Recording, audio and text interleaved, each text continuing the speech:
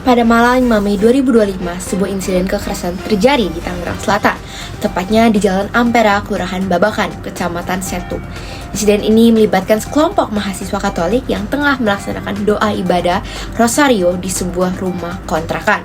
Ibadah tersebut mendadak dibubarkan secara paksa oleh Ketua RT setempat yang dikenal dengan inisial D, yang datang bersama beberapa warga yang membawa beberapa senjata tajam.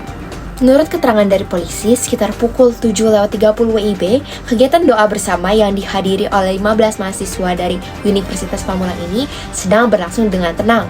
Tetapi secara tiba-tiba, Ketua RT yang berinisial D datang dengan berteriak-teriak dan meminta agar kegiatan tersebut dibubarkan. Dan beberapa warga yang datang ikut dalam keributan dan 2 diantaranya terlihat membawa senjata tajam, sehingga memicu kekerasan fisik yang mengakibatkan pada beberapa korban menjadi terluka. Keributan terjadi saat warga Kampung Poncol Kelurahan Babakan, Kecamatan Setu, Tangerang Selatan membubarkan sekelompok pemuda yang diduga tengah melakukan doa Rosario di sebuah rumah kontrakan Minggu malam.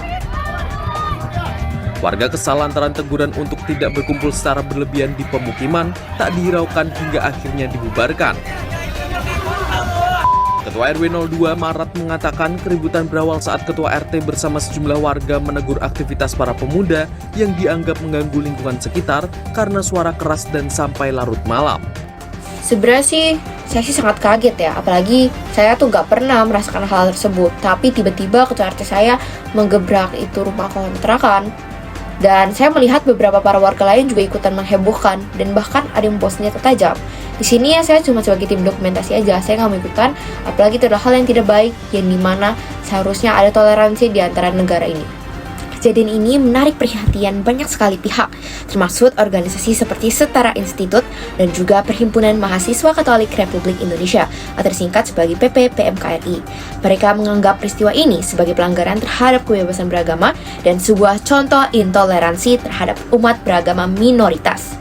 PPPMKRI meminta agar kepolisian segera mengusut tuntas kasus ini, mengingat hal serupa bisa saja terjadi pada umat beragama minoritas lainnya.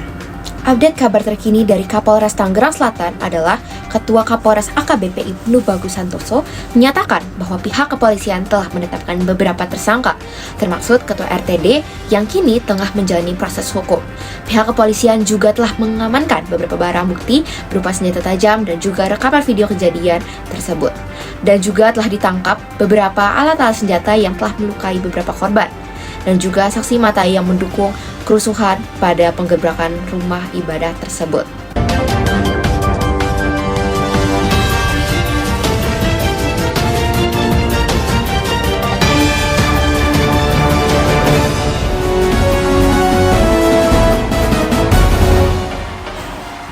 Shalom semua dan juga Ibu Kristi.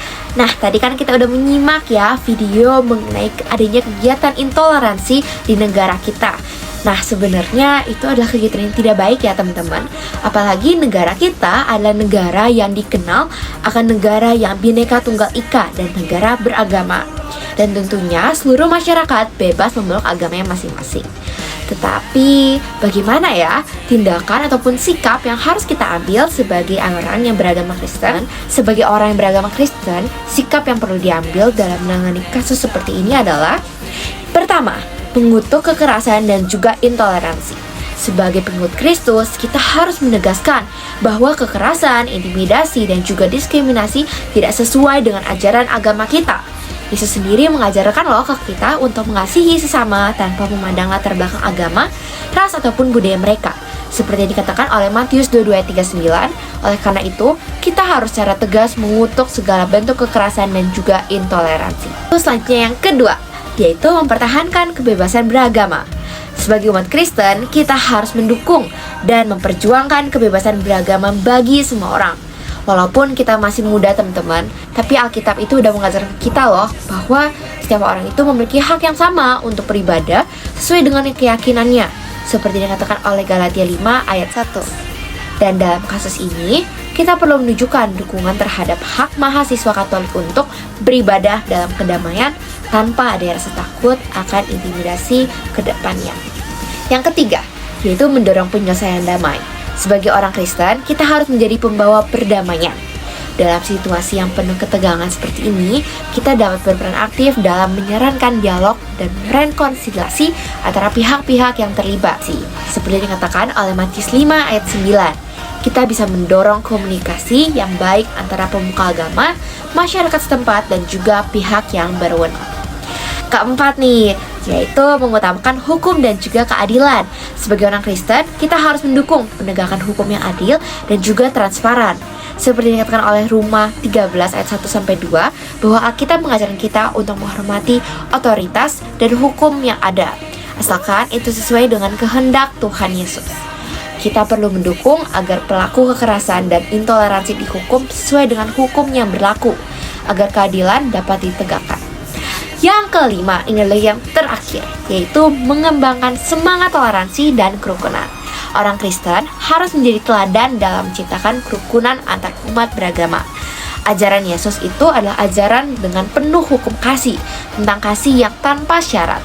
Jadi seperti yang dikatakan oleh Matius 5 ayat 44, dapat diterapkan dalam mendukung terciptanya, menghormati dan hidup berdampingan secara damai.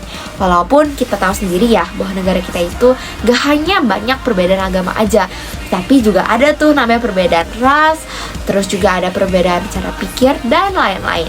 Tapi tentunya kita harus saling menghormati dan hidup berdampingan secara damai walaupun banyak sekali berbeda keyakinan. Terakhir adalah berdoa untuk perdamaian. Nah, sebenarnya teman-teman, hal yang paling simpel adalah kita berdoa. Dan tidak hanya berdoa untuk perdamaian aja, tetapi kita bisa berdoa bagi banyak hal, terutama bagi orang yang melakukan tindakan tersebut.